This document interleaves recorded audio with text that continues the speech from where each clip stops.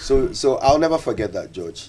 So happy birthday to Thank you, thank you, and thank today you. I have plans to repay you Okay. in a grand style. I appreciate, bro. Kojo. Also, when George celebrates his birthday, everybody benefits in this company. Yeah. Yes. That's the part that the We masses are interested in. we are not the same in this company. Yeah. So George, your beneficiaries want to know whether this year As an individual bondholder. as You know, whether they are exempt or whether as they somebody can who opt in, participated in the bond, whether they can opt in on your birthday feast. we've all been affected by it.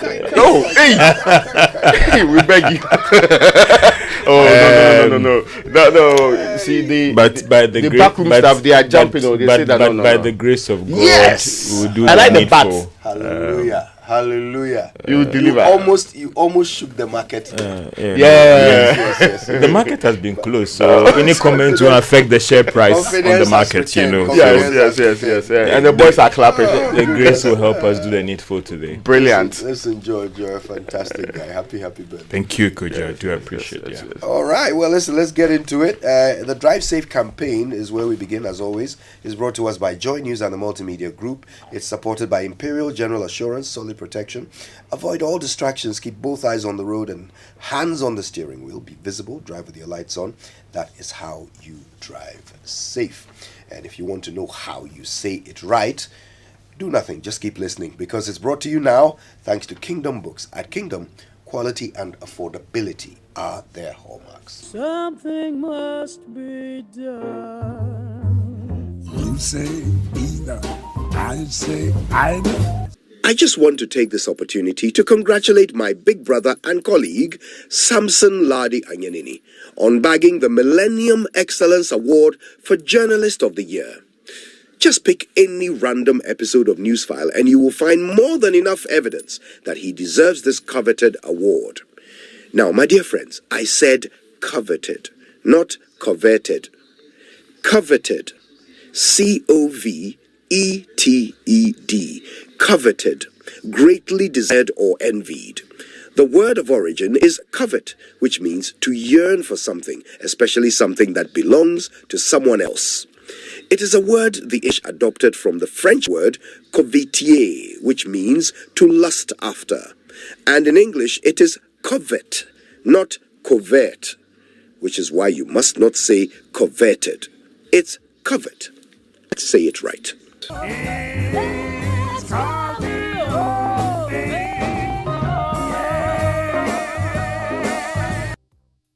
There you go.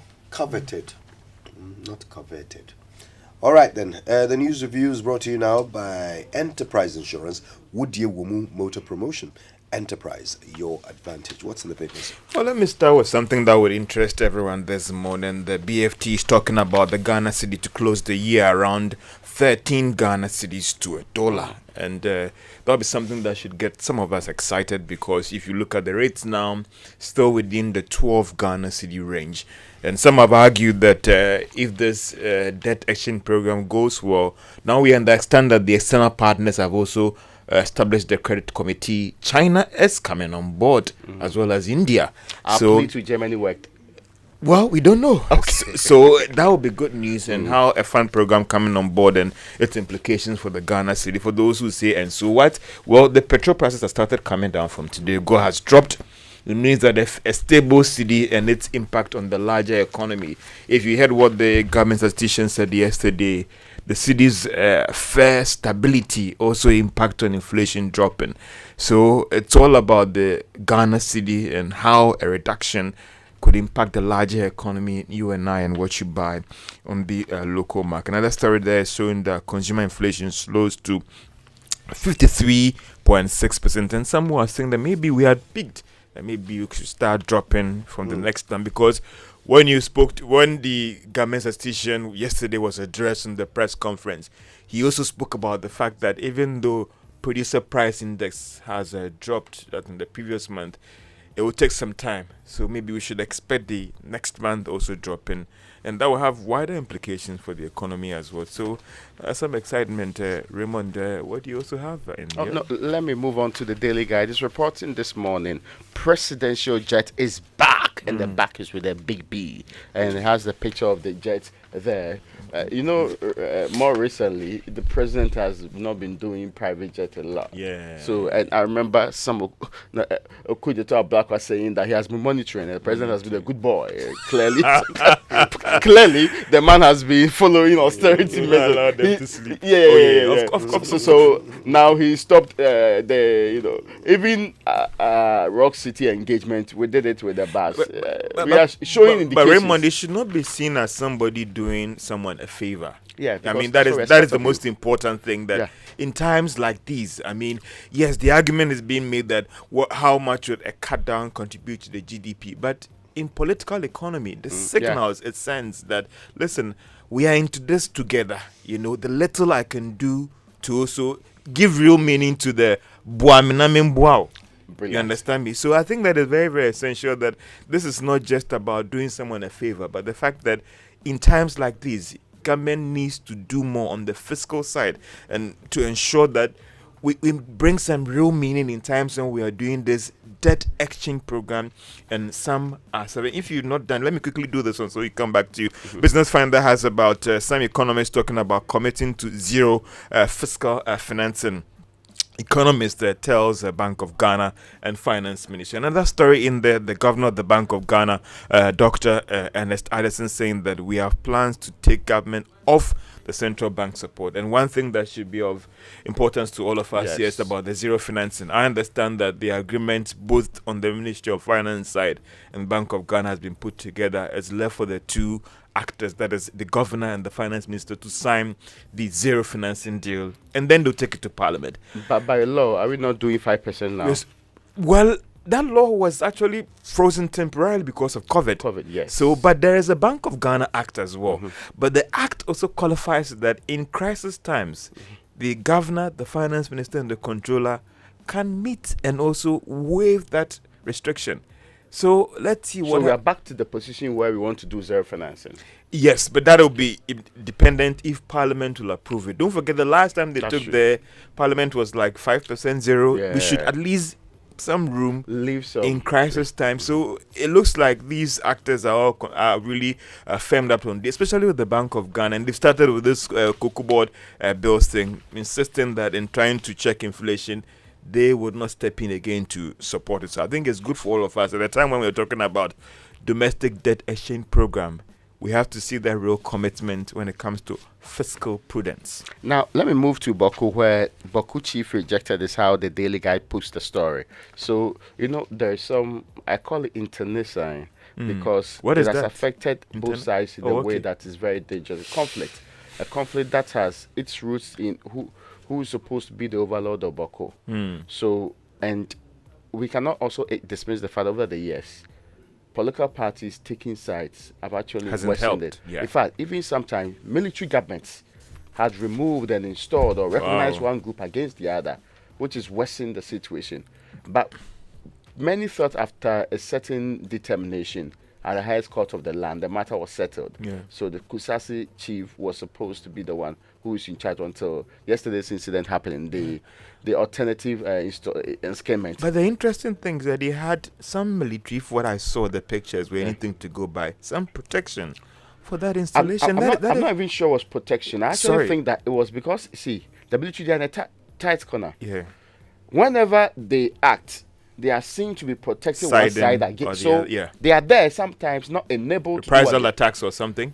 Yes. Recently when the 6 or 8 died. Yeah. The military justified it, but the people on the ground said, no. You, because of your support for Mampusis, that's why you did this. And it actually worsened the situation. So they are in a very tight corner. That's why it will be surprising to see how country Ghana, with such a military might, is not able to clear and make sure that nothing of this sort happened. All of those killings that happened overnight and all of that. Raymond, the Chronicle is talking about a crunch meeting at Jubilee House today over the Boku crisis. Police put on notice to arrest anyone who holds himself out as Boku Naba. And for me, I think that the best people to bring an end to this situation is the residents themselves, and not any external party. I agree. If you don't come to appreciate about how this is affecting the economy of Boku. Not only the economy, nurses are leaving, hospitals are not functioning. When you are told how the entire system was almost shut down, and we were told just 2 days ago that 24 women died not long ago because they could not access the proper pregnancy care that they needed. So it's affecting several phases of life. But the point being made, and I'm impressed, that government could come out and issue a statement and say, no, we support the chief already installed, recognized by both the Supreme Court and also the National House of Chiefs. Follow that with action. I mean, some would say yes, that's the point. Though, it's because good. Without having a clear to act, position is good, but also let's act on that action as well. Because some have actually accused government of not being willing to act. Of course, the defense minister has been saying otherwise. I just feel that even for the people of Bako, I mean, listen, chieftaincy will exist for a very long time. But at some point in time, we know that chieftaincy and its very derivatives, they have not brought any development to anybody. So, I mean, deep within my heart, I actually debatable. Feel, no. I feel that nobody should lose their life when it comes to some of these things. The success of chieftaincy across the country has been varied. Yeah. Okay. I get you. There are certain skins or stools that are attached to certain valuable assets with which development can be pursued. Yeah. Even they are criticized for not doing enough. Mm-hmm. And then there are others that are attached to nothing. Just in huntuma. Dust. So if that is all you have claim to, who are you killing over that? Yeah. Whose child should come and die for you over nothing? And it's a blot on our collective conscience as a state that we are unable to resolve this small area. An area that we say could be leading to infiltration by terrorists and it's actually happening. The intelligence suggests that it's happening. But if we cannot clearly deal with Boko conflict, how are we sure we can stop the infiltration? There are only a few circumstances under which I would say I wish we had a Trump-like leader. But this is one of them. Because I'll tell you what such a person would do. They'll probably designate the whole area a military zone and relocate everybody. Case die. There's nothing to fight over anymore. And just go and put soldiers there. Come back and collect your land. Anyway, that may not work for us. We'll have to find other means of resolving this matter. Dialogue always is the first option, isn't it? Other stories in the Ghanaian Times, it has government to push for passage of consumer protection law soon, and also a 372,078 students placed under the computerized placement system. So let's hope that this time it goes well, and all those who are due to get their schools. I'm interested in the consumer protection. I mean, it's long overdue. We have our consumer protection spread across several laws and in chartered forms. Modern states are reviewing and implementing new ones. So hopefully we can get to it and do it and not treat it like the affirmative action bill or the RTI in the first place. Overdue. So we should get at it and do it quickly. That's how we can help our people. So anyway. that businesses do not see, or some of these agencies don't see that they are doing us a favor when we are actually patronizing their service and there are problems. Now, a draft victims get 1.28 million Ghana cedis, and NDC strips Haruna. The story is about he being moved from his committee, the ones he actually was on, Business House Committee and all of this as minority leader, into other committees like Environment, Science and Technology. But this story says strips, as in they have taken it away from him. There's a story about read the law well. You are wrong. AG tells CDD. So, the AG gave advice to the Auditor General that do not publish your report. Let Parliament debate, let Parliament make a decision, form a committee, and come out to the final determination of it before you publish it. Some disagree, including CDD. In fact, the former President Mahama has also issued some tweets which suggested that that's a wrong thing to do. I need some education here. I mean, for me,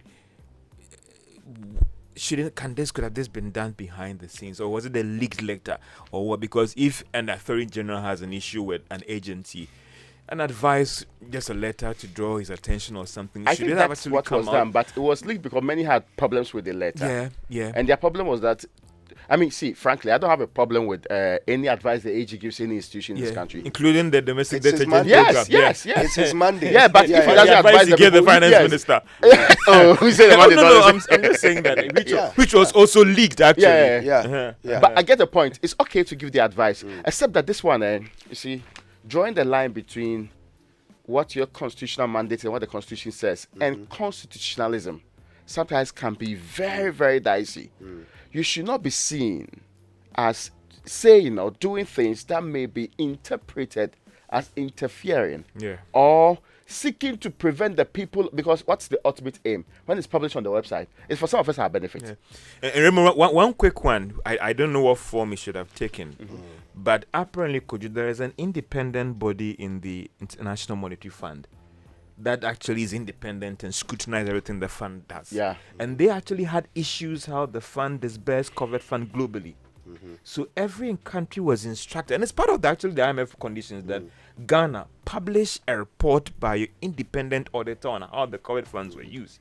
So I don't know how the fund, that you should publish it and let everybody know how these funds were used. This conversation is about process. Exactly. Okay. Yes. So the Attorney General's advice was that, look, you should have waited until Parliament had completely dealt with it before publishing it. Okay. But what the Auditor General actually did was he published after it was handed to the Speaker of Parliament. Which is what the Act says. So the Attorney General is giving advice to the Auditor General that, look, this is how I